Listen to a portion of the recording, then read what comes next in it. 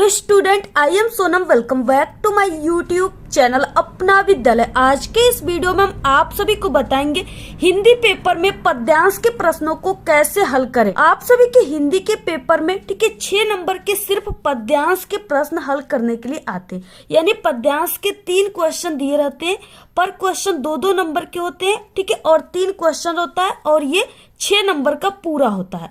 यानी आप सभी को जो पद्यांश के 3 क्वेश्चन है, ठीक है, वो किस टाइप के आते हैं अभी हम आपको पेपर में हिंदी के दिखाएंगे, ठीक है, कैसे आते हैं। और आप सभी को देखिए यहाँ पे जो पद्यांश के 3 क्वेश्चन है, ठीक है, उसको आपको कैसे लिखना है। यानी टॉपर स्टूडेंट जो होते हैं वो पद्यांश के प्रश्नों को कैसे हल करते हैं, कैसे लिखना प्रारंभ करते हैं, जिससे एग्जामिनर उनको, ठीक है, बोर्ड एग्जाम की कॉपी चेक करने वाले टीचर उनको पूरे के पूरे फुल मार्क्स देते, पूरे के पूरे नंबर देते हैं, ठीक है। यानी पद्यांश के जो सबसे इंपॉर्टेंट चीज है संदर्भ, उसको आपको कैसे लिखना प्रारंभ करना है जिससे आपको पूरे के पूरे जो है यानी संदर्भ पहला क्वेश्चन रहेगा जिससे पूरे के पूरे 2 नंबर आप सभी को मिले, ठीक है। और इसके बाद यानी आप सभी को पद्यांश में संदर्भ लिखने के लिए आता है, ठीक है, रेखांकित अंश की व्याख्या लिखने के लिए आता है और एक प्रश्न होता है, ठीक है। यानी ये 3 जो है टॉपिक इसी से रिलेटेड 3 क्वेश्चन रहते हैं, आपको कैसे लिखना है और रेखांकित अंश की व्याख्या को आपको बनाकर कैसे लिखना है, ठीक है, कैसे आपको उसको बनाया जाता है और प्रश्न जो है उसको आपको कैसे उसी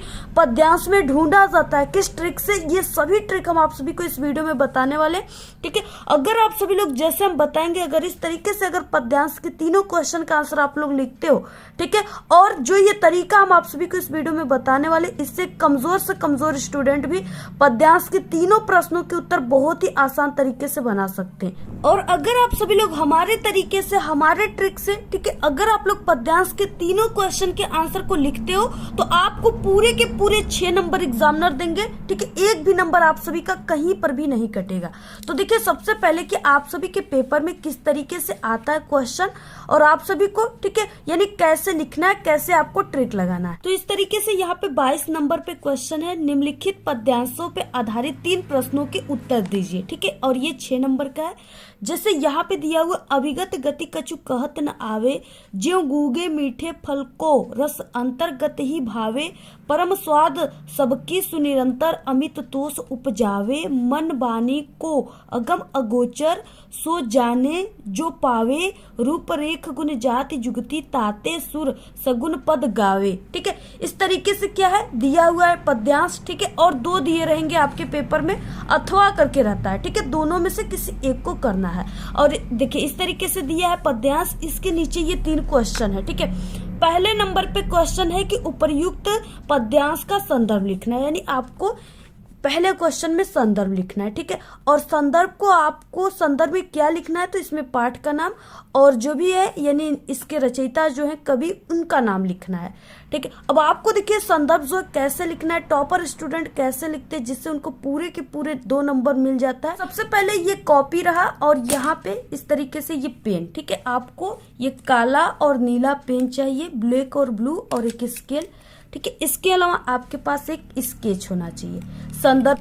तो यहाँ पे देखिए आपको इस तरीके से लाइनिंग कर लेना है ब्लैक स्केच से, ठीक है। और इसके बाद यहाँ पे जो ये क्या है, सबसे पहले कि यहाँ पे हम पद्यांश के उत्तर को सॉल्व कर रहे हैं तो आपको यहाँ पे ब्लैक पेन से लिख देना है पद्यांश उत्तर।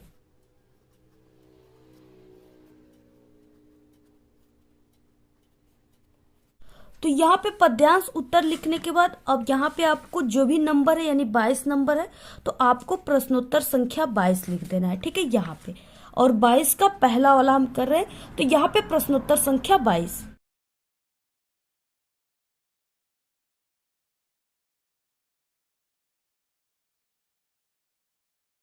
तो इस तरीके से लिखने के बाद अब यहाँ पे देखिए सबसे पहले कि संकेत के रूप में यानी हिंट्स के रूप में आप सभी को क्या लिखना है, ये क्या है पद्यांश को सॉल्व कर रहे हैं तो आपको लिखना है पद, ठीक है, पद हेडिंग डालकर अब आप सभी को क्या लिखना है, देखिए पद सबसे पहले आपको यहाँ पे क्या करना है, इस साइड में आपको पद हेडिंग डालना है, ठीक है, यहाँ पे इस तरीके से पद हेडिंग डालने के बाद अब यहाँ पे देखिए आपको क्या लिखना है, इसमें आपको ये जो यहाँ पे दिया हुआ है, ठीक है, यहाँ पे जो पैसेज दिया हुआ है ये पद्यांश, इसके आगे के 2 वर्ड डैश डैश करके आपको लास्ट के 2 वर्ड को लिख देना है, ठीक है। जैसे अभिगत गति डैश डैश पद गावे, ठीक है। तो यहाँ पे आप सभी को क्या लिखना है, अभिगत गति डैश डैश पद गावे।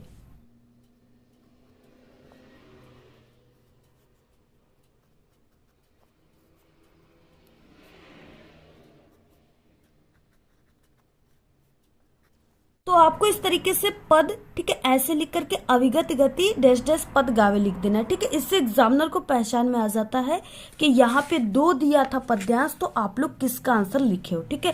और इसके बाद देखिए इस क्वेश्चन में सबसे पहले संदर्भ है, पहला अ में, तो आपको अ लिख करके संदर्भ हेडिंग डालना है ब्लैक पेन से।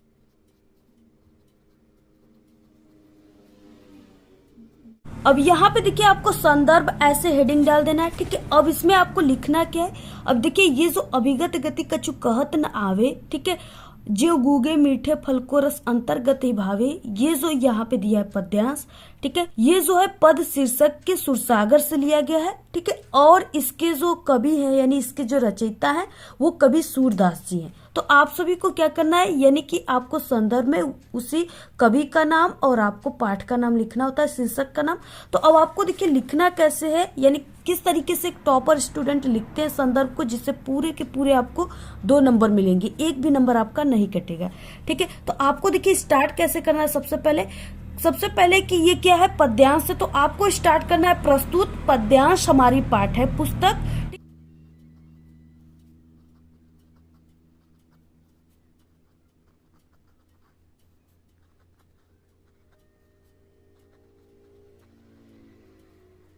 प्रस्तुत पद्यांश हमारी पाठ्य पुस्तक, और इसके बाद ये हिंदी से लिया गया, हिंदी किताब से, ठीक है।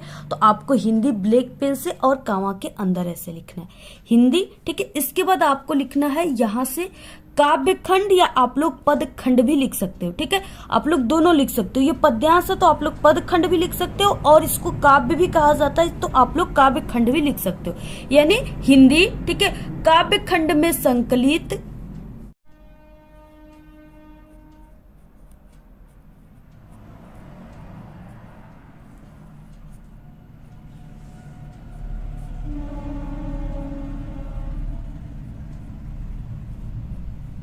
हिंदी काव्य खंड में संकलित, ठीक है। इसके बाद जो भी पाठ है, तो ये पाठ जो है ये पद से लिया गया, तो आपको यहाँ पे पद लिखना है और इसको आपको ऐसे कामा के अंदर लिखना है, ठीक है, पद। और ये पद से लिया गया यानी पद शीर्षक के सूर सागर से लिया गया है, ठीक है। तो आपको लिखना है पद शीर्षक या पद पाठ के, ठीक है।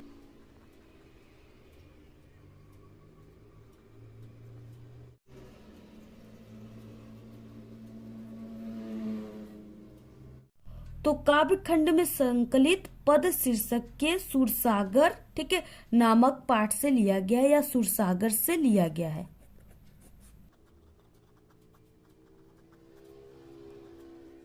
सूरसागर से लिया गया है, ठीक है। और इसके रचयिता सूरदास जी हैं, और आपको सूरदास जी को ब्लैक पेन से कामा के अंदर लिखना है, ठीक है।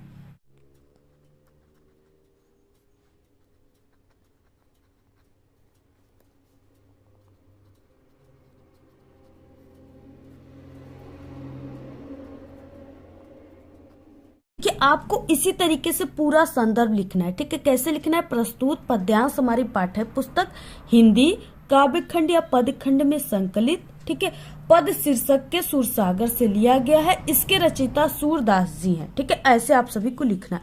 अगर आप सभी को ये नहीं पता है कि हाँ ये सूरसागर से लिया गया है, ठीक है, तो सिर्फ आपको इस तरीके से लिख देना है कि काव्य खंड में संकलित, ठीक है, पद नामक पाठ से लिया गया है, इसके रचयिता सूरदास जी, ठीक है। ऐसे भी आप लोग लिख सकते हो। और ये जो है ये सबसे बेस्ट तरीका है, यानी आपको ये जो पद है, ठीक है, ये सिर्फ शीर्षक के रूप में है, बाकी जो लिया गया है ये सभी सूरदास के जो भी पंक्तियां हैं, ठीक है, ये सूरसागर से ही लिया गया है। तो इसलिए आपको इस तरीके से लिखना है, ठीक है। अगर आप लोग इस तरीके से संदर्भ लिखते हो तो आपको पूरे के पूरे 2 नंबर मिलेंगे, एक भी नंबर आपके नहीं कटेंगे, ठीक है। और अगर ये तरीका आपको पता है तो इसी तरीका को देखकर एग्जामिनर आपके हिंदी के पेपर के जितने भी क्वेश्चन आप लोग लिखे हो आंसर, ठीक है, सभी में अच्छे नंबर देते चले जाएंगे। इस तरीका को देखकर वो जान जाएंगे कि आप लोग एक अच्छे लेवल के स्टूडेंट हो, ठीक है, और टॉपर स्टूडेंट हो। इसलिए आप लोग इस तरीके से लिखे हो। तो आपको ऐसे लिखना है। इसके बाद देखिए इसमें एक क्वेश्चन, नेक्स्ट क्वेश्चन क्या है, रेखांकित अंश की व्याख्या कीजिए। ठीक है, और क्वेश्चन नंबर ये ब है। तो सबसे पहले कि आपको देखिए रेखांकित अंश की व्याख्या हेडिंग डालना है। ठीक है, और इसमें आप सभी को देखिए क्या रेखांकित अंश की व्याख्या का मतलब किसका आपको व्याख्या करना है। ठीक है, तो आप सभी को सबसे पहले की हेडिंग डाल देना है, उसके बाद हम आप सभी को बताएंगे किसका इसमें आपको व्याख्या करना है। ठीक है, तो आपको यानी 1 से 2 लाइन आप लोग ऐसे गैप देकर यहाँ पे आप सभी लोग, ठीक है, यहाँ पे आप लोग जो भी क्वेश्चन है ब, तो आप लोग यहाँ पे ब लिखेंगे और यहाँ पे हेडिंग रहेगा रेखांकित अंश की व्याख्या।